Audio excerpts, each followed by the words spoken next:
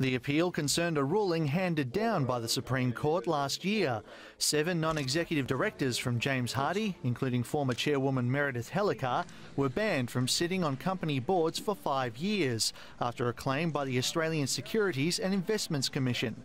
They say the directors had approved a draft announcement to the Australian Stock Exchange about establishing a fully funded foundation to cover asbestos claims. It turned out to have a $1 billion black hole. But today the court found ASIC had failed to prove the resolution had been passed. The court has held that ASIC had a duty of fairness to call a witness whose role was such that there was a significant probability that he had relevant knowledge. So without a witness, their case was undermined.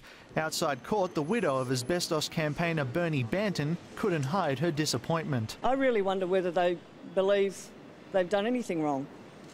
I think they've convinced themselves that what they did was okay, and yet it was immoral, and it will always be immoral. And if her husband was still alive to hear today's decision, he would be absolutely dismayed.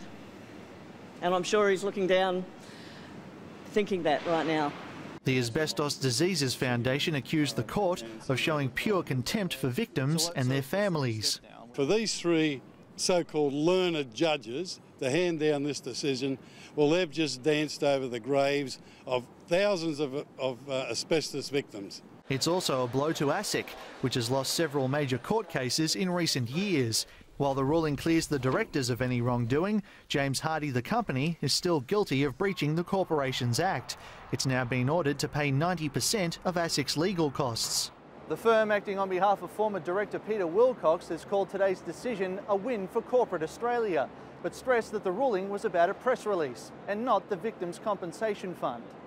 Manny Tsigas, World News Australia.